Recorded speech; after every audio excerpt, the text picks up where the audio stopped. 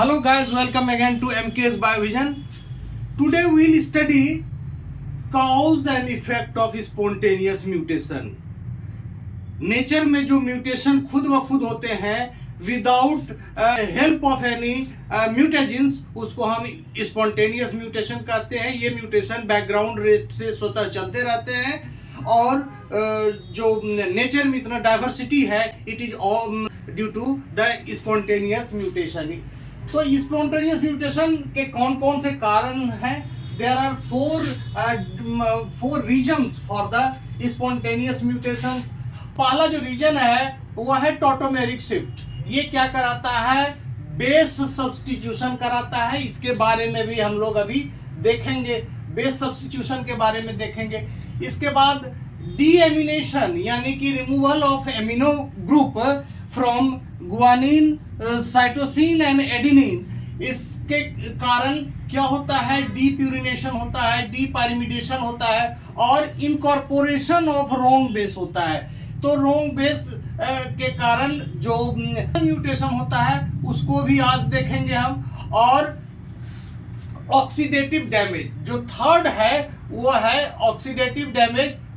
Third है oxidative damage यानी कि ये भी डीप्यूरिनेशन करता है और डीएनए का ब्रेकेज करता है. जो फोर्थ है वो है रिप्लिकेशन स्लिपेज. जो फोर्थ रीजन है स्पॉन्टेनियस म्यूटेशन का वो रिप्लिकेशन स्लिपेज है और इसको इस वीडियो में हम लोग कवर नहीं कर पाएंगे.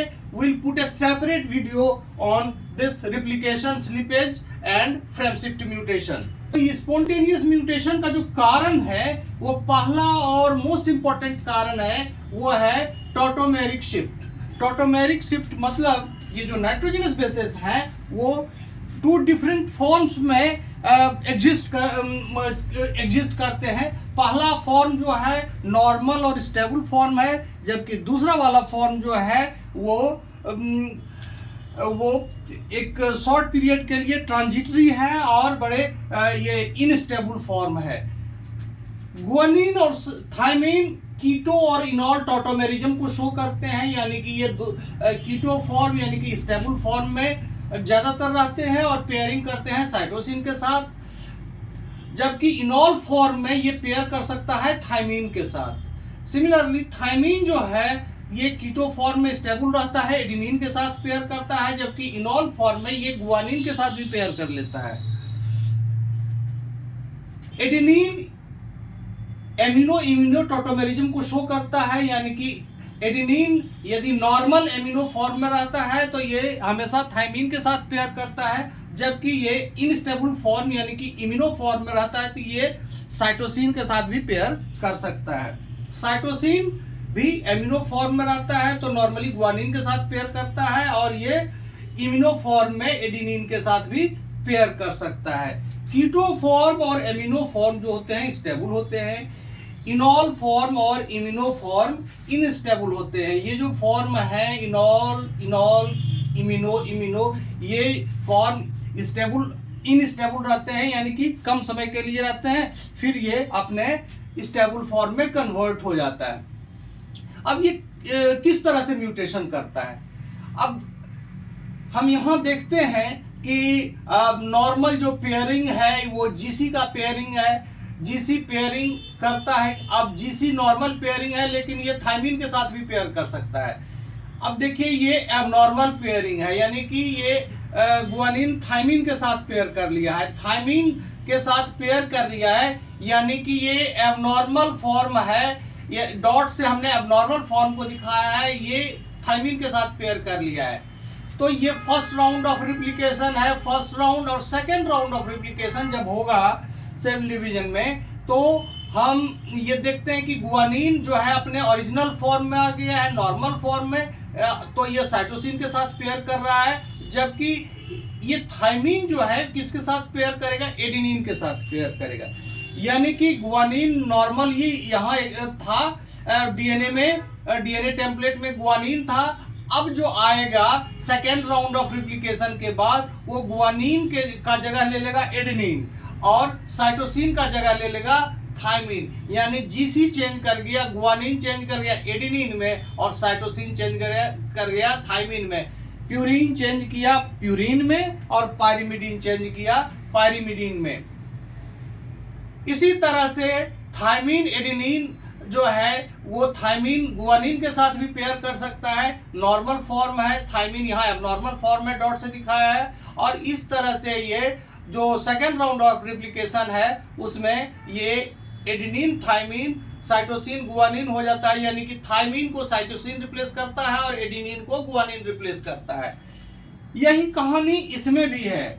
इसमें हम देखते हैं एडेनिन थायमीन के साथ पेयर करता है, लेकिन कभी कभी एडेनिन साइटोसिन के साथ भी पेयर कर लेता है।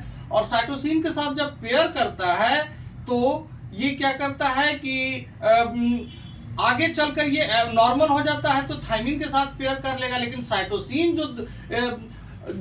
जो नए डीएनए पर आया है वो साइटोसिन तो गुआनिन के साथ पेयर करेगा। तो एडेनिन ने गुआनिन को रिप्लेस किया, गुआनिन ने एडेनिन को रिप्लेस किया और साइटोसिन ने थायमीन को रिप्लेस किया।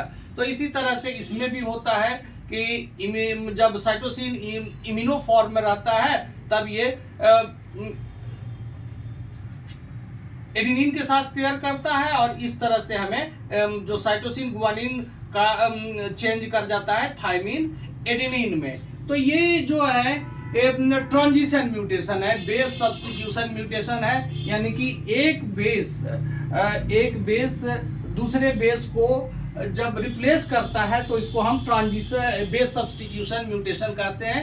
ये दो तरह का होता है, ट्रांजिशन म्यूटेशन और ट्रांसवर्सन म्यूटेशन। ट्रांजिशन तब होता है जब प्यूरीन प्यूरीन को रिप्लेस करता है और पायरिमिडीन पायरिमिडीन को रिप्लेस करता है। टॉटोमेरिक शिफ्ट क्या कराता है, इसका इफेक्ट क्या होता है, बेस सब्स्टिट्यूशन म्यूटेशन। और कौन सा म्यूटेशन होता है बेस सब्स्टिट्यूशन म्यूटेशन का, वो है ट्रांजिशन म्यूटेशन। ये ट्रांसवर्सन म्यूटेशन नहीं करा पाता है, यानी कि प्यूरीन पायरिमिडीन को रिप्लेस करे और पायरिमिडीन प्यूरीन को रिप्लेस करे है, टॉटोमेरिक शिफ्ट के द्वारा नहीं होता है। दूसरा जो कारण है वो है स्पॉन्टेनियस म्यूटेशन का डीएमिनेशन है। डीएमिनेशन यानी कि रिमूवल ऑफ एमिनो ग्रुप। तो तीन जो नाइट्रोजनस बेसेस हैं उसके पास एमिनो ग्रुप है, साइटोसिन एडेनिन एंड गुआनिन। इससे एमिनो ग्रुप रिमूव किया जा सकता है, but there can not be deamination of thymine. Thymine का डीएमिनेशन नहीं हो सकता है क्योंकि इसके पास एमिनो ग्रुप नहीं है। अब देखिए एडेनिन का यदि डीएमिनेशन होता है तो हाइपोजेंथीन बनता है, गुआनिन का डीएमिनेशन होता है तो जेंथीन बनता है, और साइटोसिन का डीएमिनेशन होता है तो यूरेसिल बनता है। जब डीएमिनेशन होता है तो डीएमिनेटेड नाइट्रोजनस बेस अपना जो पेयरिंग बिहेवियर है वो चेंज कर लेता है। फॉर एग्जांपल यहाँ हम देखते हैं कि एडेनिन जो है कन्वर्ट कर गया हाइपोजेंथीन में, तो ये साइटोसिन के साथ पेयर करने लगा है इंस्टीड ऑफ थायमीन। तो जब साइटोसिन के साथ पेयर करने लगा है तो नेक्स्ट राउंड में ये जो एटी है वो जीसी में चेंज कर जाएगा।